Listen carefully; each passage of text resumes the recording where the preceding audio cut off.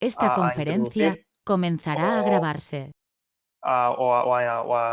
o aplicar, ¿vale? Y ahí intentaremos dar una serie de ideas, que al final es lo que quiero que de hoy os vayáis con 4 ideas principales más que productos o nombres. Ya veréis que no voy a intentar dar el mínimo nombre de productos, sino que voy a hablar de tecnologías y mostraros qué preguntas vais a tener que hacer cuando queráis dimensionar una industria, una nave industrial o una nave logística, etcétera. Trataremos de la preparación del soporte, pues va a ser vital, es importantísimo a la hora de colocar un pavimento la previa preparación del soporte. ¿Qué soluciones, ecotecnologías dispone SICA? Hablaremos de las más comunes, pero luego de 2 o 3 tecnologías más punteras a día de hoy. Un poco de sostenibilidad en cuanto a los pavimentos, una pincelada y acabaremos con una serie de conclusiones finales. Pues bien, como he dicho, SICA al final se encuentra en diversos negocios, entre ellos se encuentran el del hormigón, con aditivos dentro del hormigón o fibras sintéticas estructurales, la impermeabilización que ya hemos visto esta semana que impartió mi compañero Ramón Martínez, reparación y refuerzo tanto de morteros como laminados de carbono, etcétera. Las cubiertas, que también ha sido impartido ayer por mi compañera Gema Blanco, pavimentos propiamente dicho, que es de lo que va a tratar el curso de hoy. Sellado y pegado, tanto de fachadas con nuestro producto estrella, podríamos decir que sería el Sikaflex 11FC.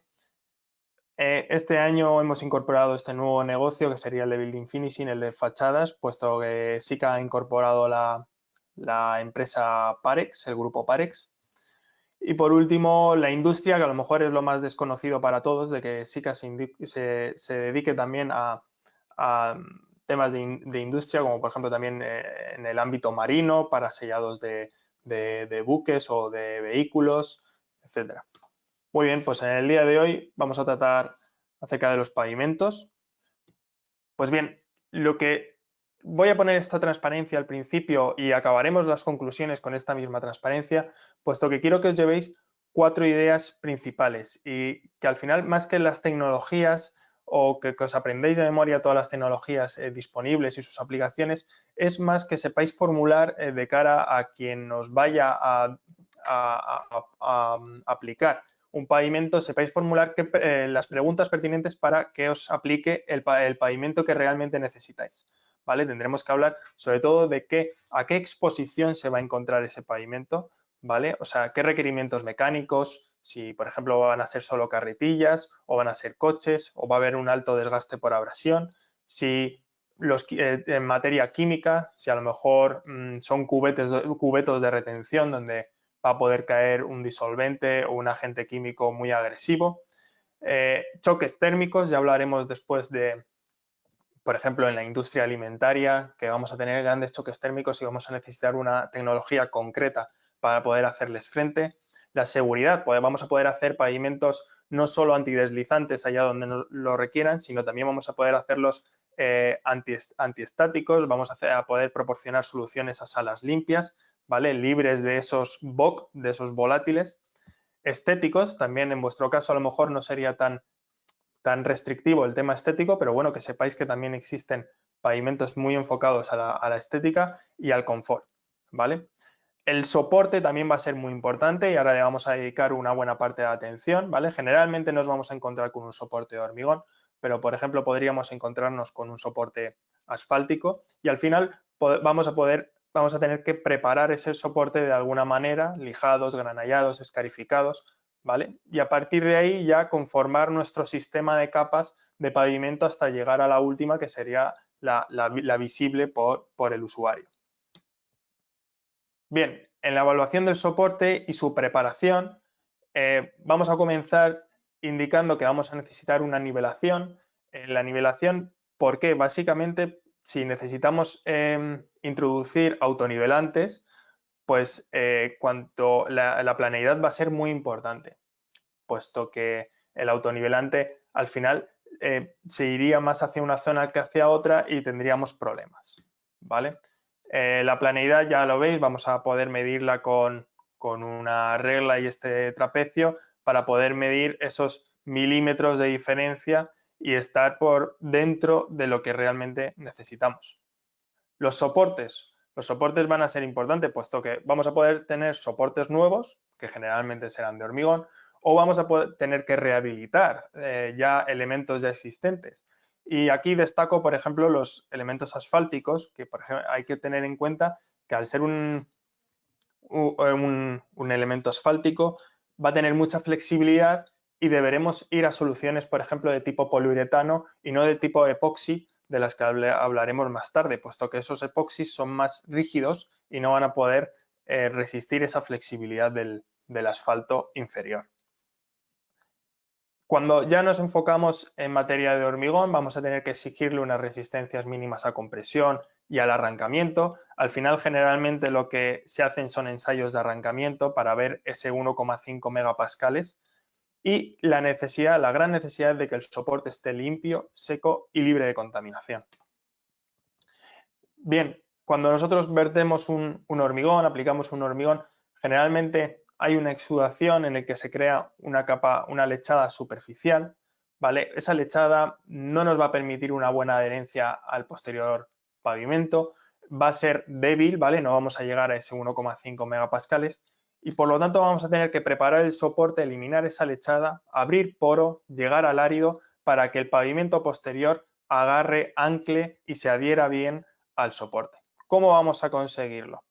Pues bueno, antes podemos hacer una serie de ensayos para ver mi soporte es bueno o es malo. Pues ya veis que podemos hacer pruebas con un cúter, podemos verter un poco de agua en una zona y ver el grado de absorción de ese soporte, pero generalmente lo que se hace es un ensayo de adherencia en el que se colocan unas sufrideras sobre el pavimento y se ensaya a tracción. Y normalmente si está por encima del 1,5 megapascales, pues ya estamos cumpliendo. La humedad del soporte también va a ser muy importante, puesto que vamos a colocar revestimientos que no van a permitir la salida generalmente del vapor de agua que pueda haber en el soporte y por lo tanto posteriormente ahora veremos una tecnología que nos va a frenar eso. Posteriormente se nos generarían una serie de ampollas. Otro método más rudimentario, pero igual de efectivo que el medidor de humedad, sería colocar una lámina de plástico. El problema es que con este sistema perdemos más tiempo, por así decirlo. Perderíamos un día para poder comprobar si nuestro soporte cumple los requerimientos de humedad o no. Para que os hagáis una idea, las resinas nos exigen una humedad inferior a un 4%. Pues bien, el método más estándar de preparar el soporte sería un granallado, ¿vale? Como podéis ver, esa maquinaria lleva unas bolas de acero integradas, que las veis, la S330, etcétera, dependiendo del diámetro, que lo que va haciendo es, hace un circuito cerrado y va expulsando agresivamente esas bolas contra el soporte y las va recogiendo por imantación. Es importante ver que esto va a generar una gran cantidad de polvo y va a ser necesario retirar. Ya digo que el soporte debe estar limpio. Otro método más agresivo sería el escarificado, ¿vale? Si, por ejemplo, tenemos que rehabilitar un pavimento que es antiguo y hay mucha polución en el soporte y necesitamos hacer un gran rebaje, este sería un buen método para ello. Un pulido, perdón, esto también es bastante usual, en el que para eliminar pues pequeños saltos, etcétera, ya veis esas muelas que aparecen en la máquina para poder realizar un pulido correcto. Al final lo que queremos es un soporte limpio, sano, con poro abierto, sin esa lechada superficial que hemos dicho que pueda dejar el hormigón que vaya a ser débil. Y la contaminación que necesitamos eliminar, esa contaminación, polvos, aceites, impregnaciones, en vuestro caso en la industria, si fuerais a rehabilitar algún sitio donde hayan caído aceites, donde hayan caído algún agente químico, pues que sigue en el soporte, habría que eliminar esa zona. Aspirar antes de empezar. Ya veis, por ejemplo, en esta imagen, es muy antigua, pero al final la idea es esa. Debemos de dejar el soporte lo más limpio posible, puesto que luego las resinas que se van a colocar encima son muy sensibles a este tipo de impurezas, sobre todo de adherencia. Muy bien.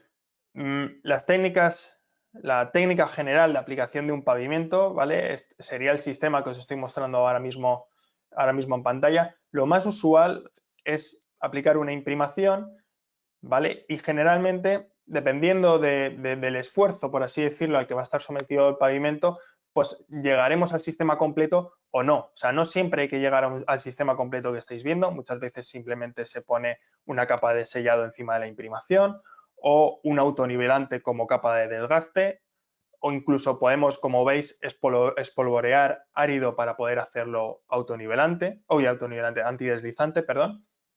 Pero lo que es fundamental es la imprimación. ¿Por qué necesitamos imprimir un soporte? Pues bien, sobre todo porque nos va a conseguir sellar esa superficie, nos va a mejorar la adherencia de las capas superiores, va a dar una mayor cohesión. Al final nos va a consolidar el soporte, ¿vale? O sea, nos va a hacer de puente de unión, por así decirlo, entre las capas posteriores y el soporte que ya dispongamos. Bueno, podemos, para capas de raspado, podríamos aplicarlo mediante una llana o pintarlo con un rodillo, que es lo más común, ¿vale? La aplicación de las capas autonivelantes serían con llanas dentadas, ¿vale? Al final debemos cubrir toda la superficie. Ya veis en esa misma foto que la imprimación tiene un color cristalino, ¿vale? Deja la superficie cristalina y como podéis comprobar, la persona que lo está aplicando lleva unos zapatos de púas, ¿vale? Estos zapatos de púas son como las púas de los deportistas, los de fútbol, los futbolistas, más finas, ¿vale? Para no dañar el pavimento que estamos colocando, ¿vale? Al final vamos a conseguir pasar por encima sin dañarlo. Para hacer un pavimento antideslizante podemos espolvorear árido sobre la capa base que hemos dado. Este árido sería saturación, se deja un día y al día siguiente se aspiran los restos que quedan. Vale, ¿y después qué? Pues después aplicaríamos una capa de sellado encima de ese espolvoreo que hemos aplicado, ¿vale? De ese árido que hemos dado para poder hacerlo antideslizante. Muy bien, llegamos a la parte de, bien, ahora ya hemos preparado ese soporte, ¿qué soluciones nos va a dar SICA? Bien, pues las dos soluciones más comunes, podríamos irnos, o la más común serían la tecnología de los epoxi, luego tendríamos la tecnología de los poliuretanos, hablaremos un poco de una tecnología cementosa, puesto que estáis en el mundo industrial, hablaré de esa tecnología en concreto, y tenemos unas tecnologías especiales que hoy nos vamos a focalizar en la tecnología EPOCEM, que es la primera que vamos a ver, ahora veréis por qué, y los PURCEM, que ya os digo que van a estar muy enfocados para aquellos sitios con unas altas exigencias y sobre todo de choques térmicos que habíamos hablado antes. ¿Por qué hablo de la tecnología EPOCEM en primer lugar? Puesto que, ¿qué pasa si estamos por encima de ese 4% de humedad en el soporte y luego aplico una resina encima? Pues que el vapor de agua que va a intentar salir del soporte hacia afuera no va a lograr hacerlo debido a la resina y se va a generar ese ampollamiento, perdón, que estáis viendo ahora mismo en la pantalla, ¿vale? Es muy frecuente que no se respete esa humedad, luego te llame el cliente y te diga que se le han generado burbujas en el soporte o bueno, en el pavimento. Y es debido a que ya digo que la humedad es importantísima en los soportes que luego se van a aplicar resinas. ¿Qué vamos a hacer? Pues la tecnología POCEM es una barrera temporal de humedad. Y digo temporal puesto que una vez que yo lo aplico, únicamente tengo 10 días para luego aplicar los sistemas posteriores. No puedo aplicar la barrera temporal de humedad y dejarlo un mes. Tendría que volver a aplicarla, ¿vale? Básicamente lo que conseguimos es pues lograr asegurar que no vamos a tener humedad para poder aplicar los sistemas posteriores y además garantizar un ahorro de tiempo, puesto que la norma, la norma dice, por así decirlo, que vamos a necesitar 28 días de curado del hormigón para evitar esa humedad o esa salida de vapor de agua. En cuanto a la tecnología cementosa, ya digo que solo me voy a centrar en este producto, Sikascreen Hardtop 60, en el que nos va a permitir hacer una nivelación y parcheos, ¿vale? Ya veis en la imagen los parcheos típicos.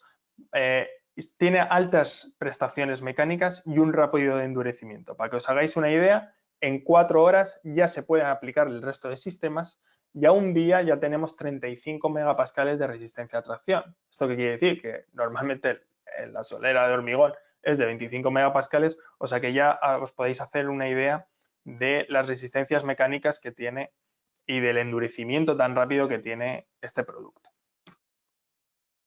Bien, ahora nos vamos ya fundamentalmente a los sistemas Sikafloor, a la parte de resinas de Sika, en el que voy a diferenciar, por un lado, la gama epoxi, ¿vale? De tecnología epoxi, y por otro lado, la gama de tecnología poliuretano. Y acabaremos con esa nueva gama, esa nueva tecnología Purcem, que es un poliuretano cementoso. En cuanto a los epoxis, decir que al final son los todoterrenos, tienen altas prestaciones, tanto mecánicas como químicas, ¿vale? Son muy funcionales, ya digo, son los todoterrenos y además nos van a permitir aplicarlos tanto en salas limpias, para zonas antiestáticas, con altas resistencias químicas como podrían ser cubetos de retención, pero también son idóneos para naves industriales donde tengamos un movimiento de carretillas, etc.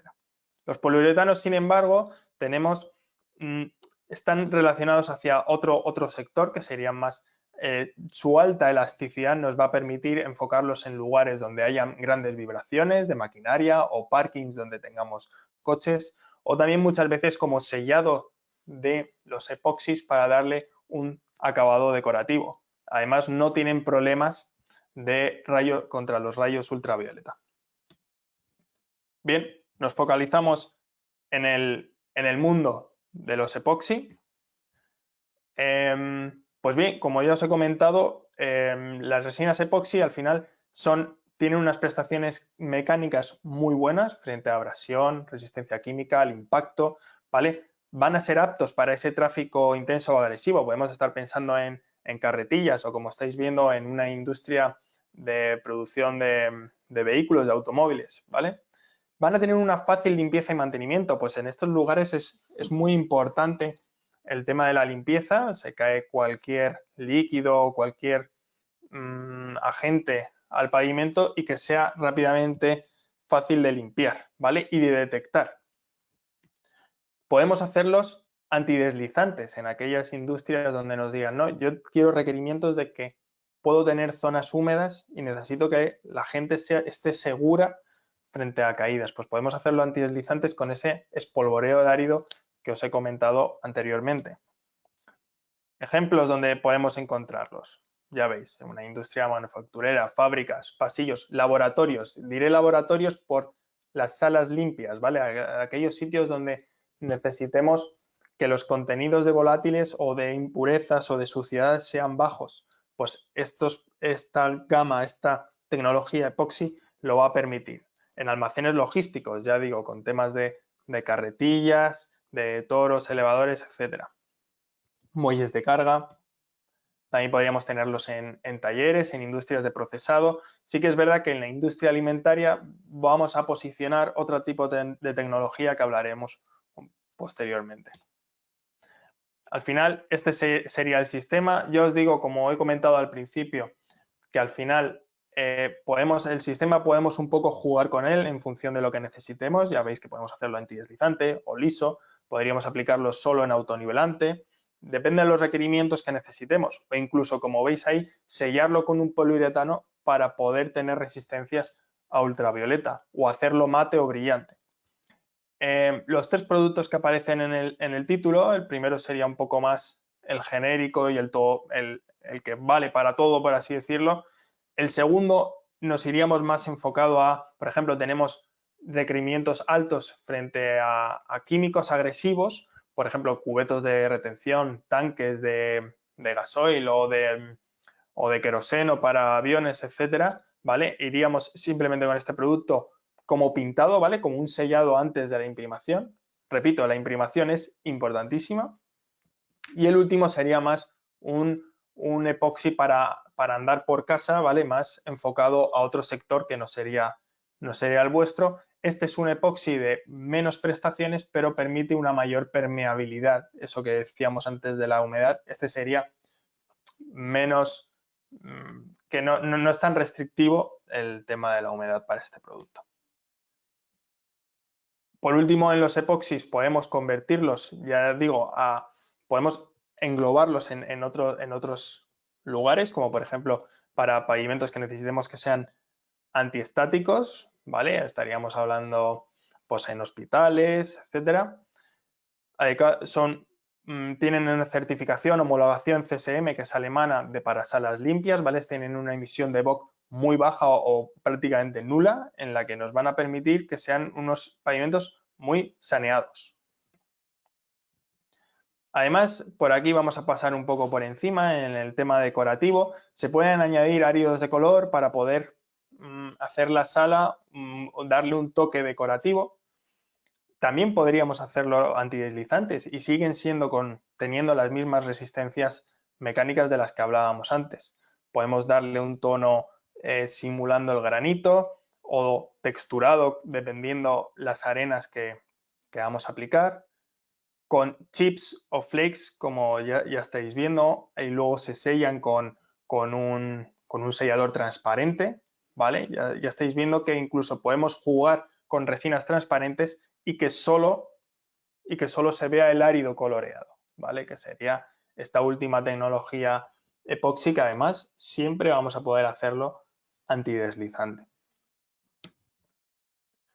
Muy bien, pasamos ahora al sector de los poliuretanos, ¿vale? El mundo poliuretano, el mundo flexible, van a servir para poder puentear fisuras, para parkings. Al final están muy enfocados para el mundo de la vibración, ¿vale? Allá donde haya una vibración, colocar un poliuretano. También para temas decorativos. Al deslizamiento siempre vamos a poder también producir pavimentos de poliuretano antideslizantes y resistencia a los rayos ultravioleta, ¿vale? Por ejemplo, ya estáis viendo, estas son imágenes, pues bueno, de zonas con grandes maquinarias donde el pavimento va a estar sujeto a fuertes vibraciones, ¿vale?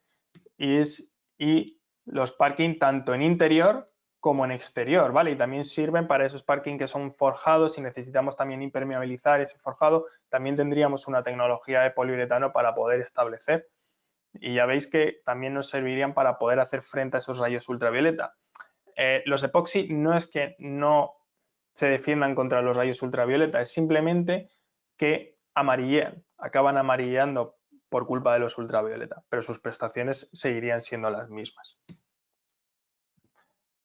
El sistema, como hemos estado viendo hasta ahora, pues bueno, el sistema de poliuretanos igual, podríamos llegar a jugar con diversas capas y diversas colocación de esas capas para poder llegar al acabado final que necesitamos, tanto brillo como mate, con esos áridos de colores también podríamos incluirlos, hacer una capa de autonivelante de desgaste o simplemente esa capa de autonivelante completamente lisa, ¿vale?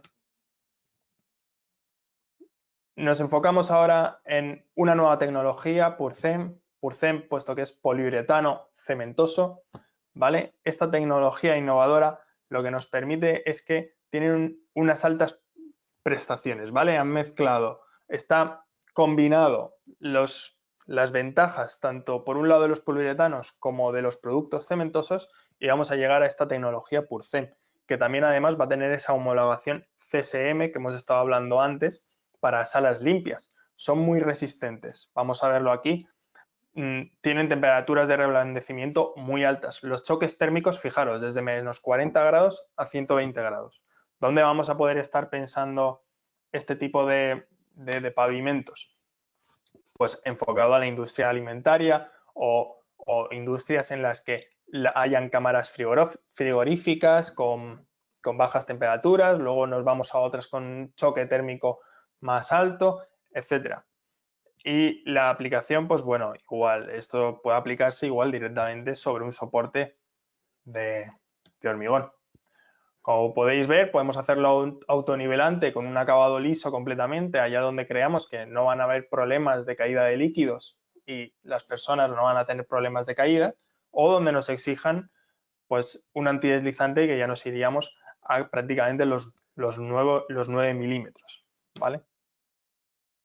Ya estáis viendo al final ahí pues la industria alimentaria o de procesado y fabricación, ¿vale? Y tienen altas resistencias químicas también, altas resistencias mecánicas, pensar que tiene parte cementosa dentro de su composición, ¿vale? Y para el resto de localizaciones nos iríamos a las otras tecnologías, a las dos tecnologías bases que hemos estado hablando anteriormente. Bien, ya veis aquí en cocinas, por ejemplo, donde puedan caer también, hayan grandes gradientes de temperatura o puedan caer, por ejemplo, aceites hirviendo, etcétera, o la abrasión. Donde se requiera un fácil limpiado, tenemos que pensar que está también homologado por CSM, salas limpias, se limpia muy fácilmente y ahora veremos un tipo de tecnología de este Purcem Gloss, en el que nos va a dar más luminosidad en la sala y además vamos a poder detectar y limpiar más fácilmente cualquier tipo de vertido que pueda haber, ¿vale? Zonas de depósitos. Y este Purcem Gloss, que al final, pues igual ya lo veis, es al final un autonivelante, espolvoreamos áridos si lo necesitamos antideslizante y luego aplicamos esa capa de sellado que nos va a dar ese efecto brillo que podéis estar viendo, pues ya veis, en cocinas, en industria alimentaria, en almacenes, ¿vale? Para poder detectar, ya os digo que el tema del brillo da mucha luminosidad y detectamos rápidamente esos fallos o esos encuentros que no nos gustan. Una tabla resumen al final de un poco de las tecnologías que hemos estado tratando hasta ahora. Ya podéis ver que al final los epoxis son los que mejor se adaptan a casi todas las situaciones, pero luego cuando ya necesitemos solicitaciones más altas, tanto químicas como de choques térmicos, como de resistencias mecánicas, nos vamos a enfocar hacia el mundo Purcem, ¿vale? Poliuretano cementoso. Y los poliuretanos nos vamos a quedar para aquellos lugares más específicos de vibraciones o de necesidad de resistencia de no amarillamiento hacia los ultravioleta, etcétera.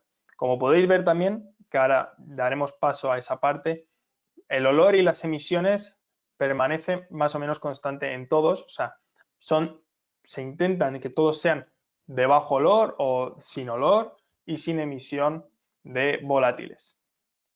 Eso me da pie a dar paso a esas soluciones sostenibles de pavimentos. Al final intentamos que sean, pues ya os digo, de bajo olor, libre de BOC, que sean de alta durabilidad, ¿vale? Están completamente probados y certificados con DAPs y ACVs que nos permiten entrar a esos análisis de ciclo de vida para pues ya sabemos que la tendencia a futuro es siempre ir hacia un mundo más sostenible y no solo tenemos que pensar en el hormigón propiamente dicho, sino también de luego los revestimientos que le ponemos encima a ese hormigón. Pues bien, ya veis que los sistemas Sikaflor de los que os he estado hablando van a tener unas emisiones bajas de volátiles o prácticamente nulas. Vamos a estar muy enfocados a las salas limpias de hospitales, de industrias alimentarias, etcétera.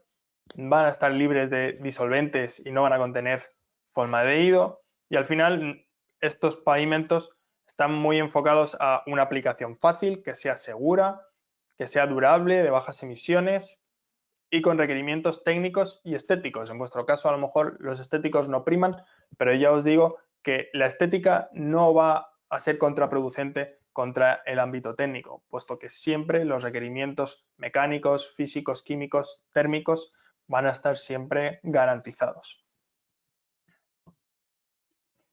Las conclusiones a las que quiero llegar yo en esta charla, antes de dar paso a preguntas, bueno, voy a intentar posteriormente a esto intentar poneros un vídeo de aplicación.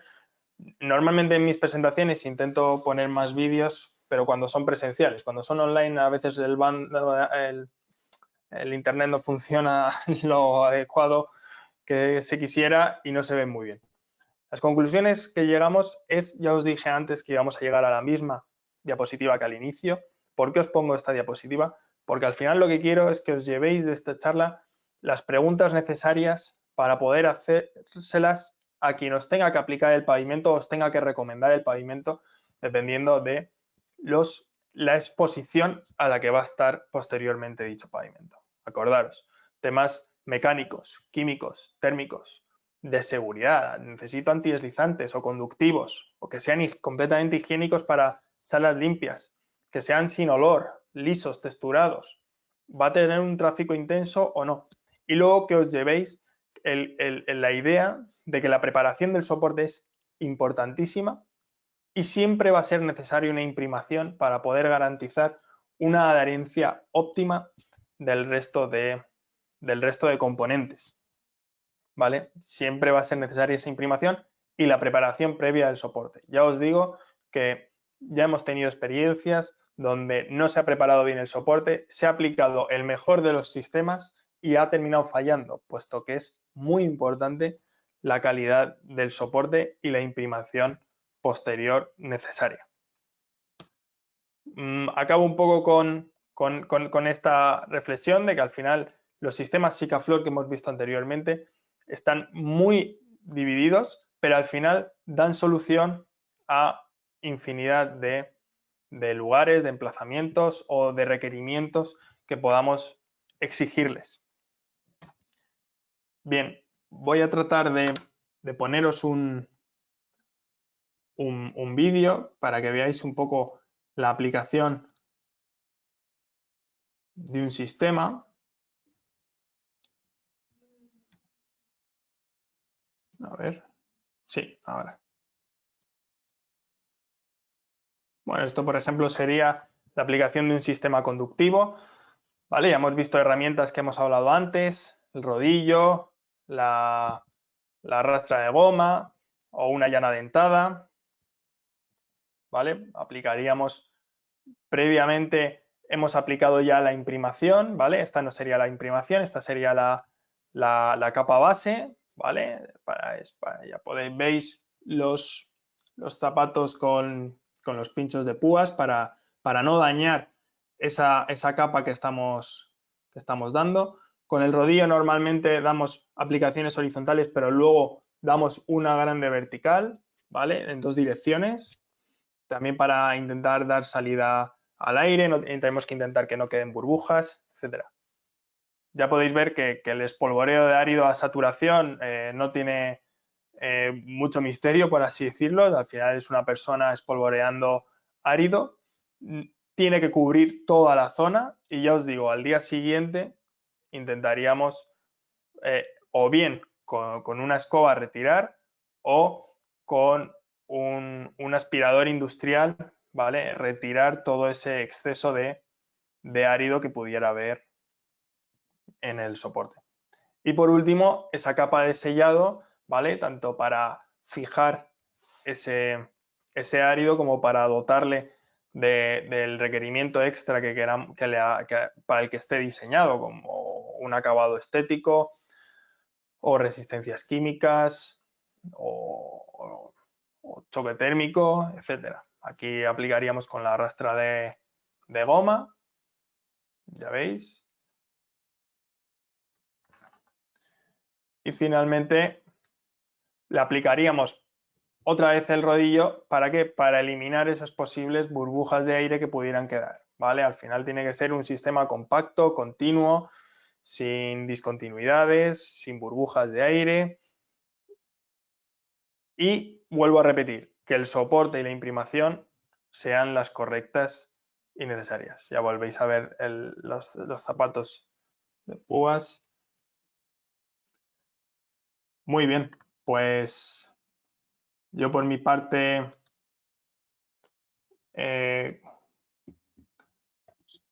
Carlos.